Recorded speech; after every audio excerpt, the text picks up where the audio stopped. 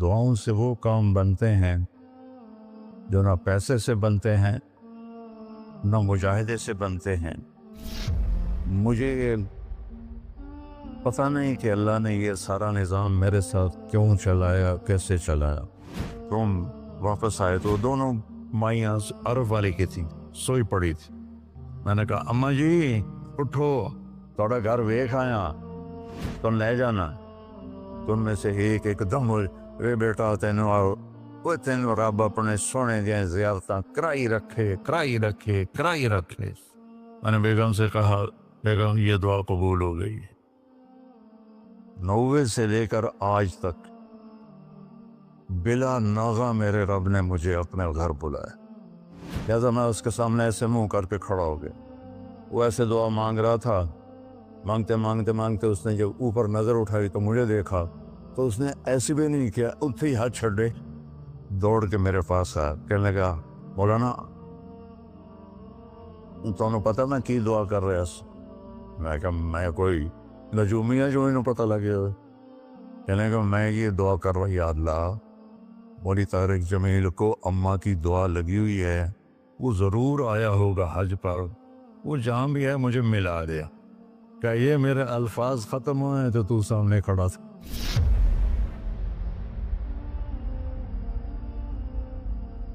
دعاؤں سے وہ کام بنتے ہیں جو نہ پیسے سے بنتے ہیں نہ مجاہدے سے بنتے ہیں۔ مجھے پتہ نہیں کہ اللہ نے یہ سارا نظام میرے ساتھ کیوں چلایا، کیسے چلایا۔ یہ ایک واقعہ کی طرف میرا ذہن جاتا تھا۔ سردی شدید تھی اور ریمنڈ سنسان ہو رہا تھا۔ باہر بازار میں 2 ہوٹل تھے، ایک چائے کی دکان تھی۔ تو میں برآمدے میں کھڑا تھا تو میرے استاد صاحب رحمۃ اللہ علیہ مولانا عبدالرحمن، انہوں نے کروٹ بدلی کیا، تو ان کے قریب دوسرے استاد لیٹے ہوئے تھے، مولوی احمد بٹلہ صاحب۔ کہنے کہ مولانا کیا ہوا؟ کہنے کہ سر میں بہت درد ہے۔ بس یہ سننا تھا کہ میں اوپر گیلری میں میرا بستر تھا اور وہ اتنی سختی تھی گورنمنٹ میں کہ یہ جو گھڑی باندھنا بھی وہ کیا تھا، خلاف قانون تھا، اور تھرمس رکھنا بھی خلاف قانون تھا۔ مجاہدہ ٹھنڈی چاہ پیو، تو 2 لڑکوں نے تھرموس چوری رکھا ہوا تھا، وہ میں ایک کو میں نے جا اٹھایا، میں نے بوئے تھرموس کے تھے، کہتا وہ پڑا ہوا ہے، وہ پڑا۔ تو میں نے اسے اٹھایا، بغل میں ڈالا اور میں نے بازار کی دوڑ لگا دی۔ 10 بج رہے تھے اور 10 بجے سنوٹا 250-300 کا تو مجمع ہوتا تھا ریمنڈ۔ میں کہا یا اللہ کوئی دکان کھلی ہو، یا اللہ کوئی دکان کھلی ہو۔ تو میں ننگے پاؤں، دسمبر کا مہینہ تھا، میں ننگے پاؤں دوڑا اور میں نے دیکھا تو وہ چائے کی دکان کا دروازہ بند تھا اور روشنی آ رہی تھی۔ میں نے کہا یہ لگتا کھلی ہوئی ہے، تو میں نے اس کے کواڑ ایسے کیے تو وہ کھل گیا۔ تو آگے وہ دکان والا، اس کا نام تھا انور ملتانی رحمۃ اللہ۔ یہ میں آپ کو بتا رہا ہوں 73-74 کی بات۔ تو وہ بیٹھا ہوا تھا، میں نے کہا بھائی انور چائے بنانی ہے۔ کہا بھائی میں تو بھائی میں تو تھکا ہوا ہوں، یہ دودھ پڑا ہے خود ہی بنا دے۔ تو میں نے کہا چولہا کا یہ چولہا بھی پڑا ہے، تو میں نے وہ ہوتے تھے ہوا بھرنے والے چولہے، اس سے میں نے دودھ گرم کیا، پتی ڈالی، چائے بنا۔ چائے کی دکان پہ سر درد کی گولی کا کیا کام ہے؟ میں نے کہا بھائی انور کوئی سر درد کی گولی ہے؟ ارے بھائی وہاں دیکھ لے شاید پڑی ہو کوئی، وہ کھڑکی سی تھی۔ جب میں نے وہاں دیکھا تو ایک گولی ساری ڈان ہوتی تھی، وہ وہاں پڑی ہوئی تھی اور اس پر مٹی جمی ہوئی تھی۔ جب اللہ کچھ دینا چاہتا ہے میں نے وہ گولی اٹھائی، وہ پھر دوڑ لگائی ننگے پاؤں، اور مولانا رحمہ اللہ فوت ہو گئے، سر پر رضائی لے کے لیٹے ہوئے تھے، تو میں نے ایسے پاؤں دبائے، تو انہوں نے رضائی اٹھا کر، ہاں کیا بات ہے؟ میں نے کہا جی یہ چائے ہے اور یہ سر درد کی گولی ہے، آپ کو درد ہو رہا ہے، نوش فرمائے۔ تو ان کے ہونٹ ہلے، میں نے نہیں سنا، دعا دی انہوں نے مجھے۔ کیا دعا دی؟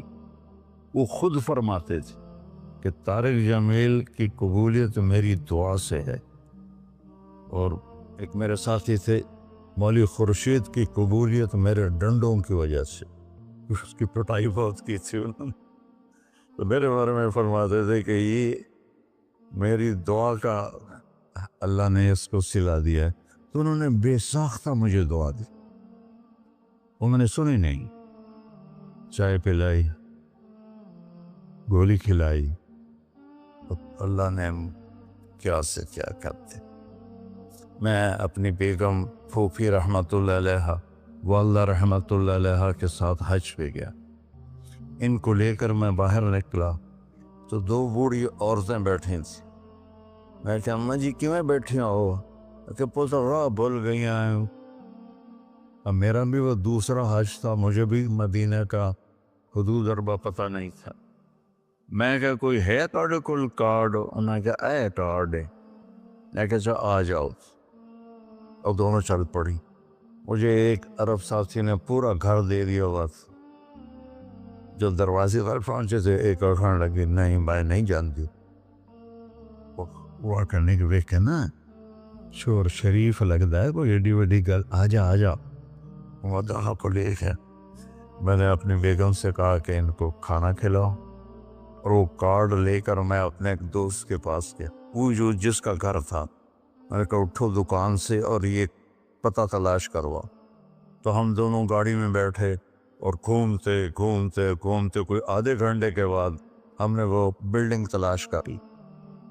تو ہم واپس آئے تو دونوں مائیاں عرب والے کی تھیں، سوئی پڑی تھی۔ میں نے کہا اماں جی اٹھو، تھوڑا گھر ویکھ آیا، تم لے جانا۔ تو ان میں سے ایک دم وے بیٹا تینوں رب اپنے سونے دیا زیارتاں کرائی رکھے۔ میں نے بیگم سے کہا بیگم یہ دعا قبول ہو گئی ہے۔ 90 سے لے کر آج تک بلا ناغہ میرے رب نے مجھے اپنے گھر بلایا۔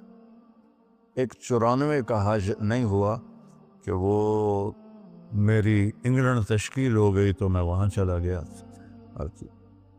پے در پے حج عمرہ حج عمرہ حج عمرہ حج عمرہ۔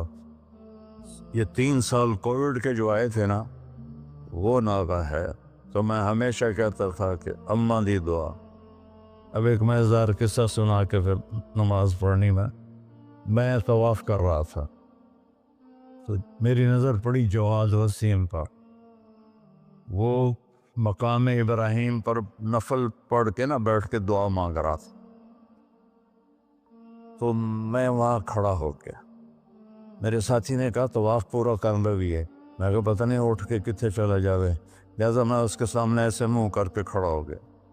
وہ ایسے دعا مانگ رہا تھا، مانگتے اس نے جب اوپر نظر اٹھائی تو مجھے دیکھا، تو اس نے ایسے بھی نہیں کیا، اتھے ہی ہاتھ چھڑے دوڑ کے میرے پاس آیا، کہنے لگا مولانا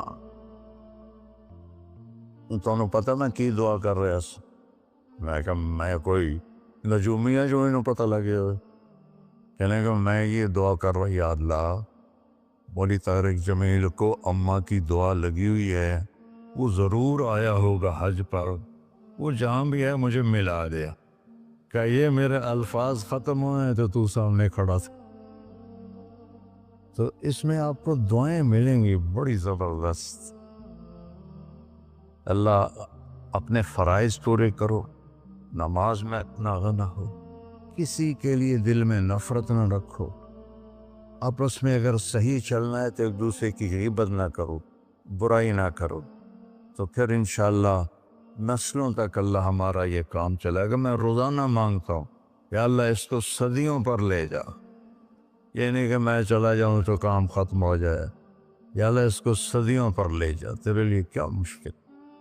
تو میں آپ سب کا شکر گزار ہوں، اور یہ جو انہوں نے اتنا خوبصورت انتظام کیا ہے اس پر بھی انتظام والوں کا بڑا شکر گزار ہوں۔ پتہ ہے اس بستی کا نام کیا تھا پرانا؟ ڈل لالا۔ ڈل کہتے ہیں اس کنویں کو جس میں پانی نہ ہو، اس کو ڈل کہتے ہیں۔ تو یہاں پہلے آبادی نہیں تھی۔ 1945 میں ہمارا گاؤں ہے وہ ادھر حسین پراڑی والا، وہ 300-400 سال پرانا گاؤں ہے۔ تو جیسے برادریوں میں ہو جاتی ہے خبر، تو وہ کچھ ہوا ہوگا ہماری تو پیدائش سے پہلے۔ تو میرے تایا رحمۃ اللہ علیہ میاں حق نواز، انہوں نے آ کر یہاں گھر بنایا۔ اس وقت اس سے 50,000 روپیہ خرچ کیا تھا۔ تو 1948 میں پھر ان کے چھوٹے بھائی تھے میرے والد، انہوں نے آ کے گھر بنا لیا۔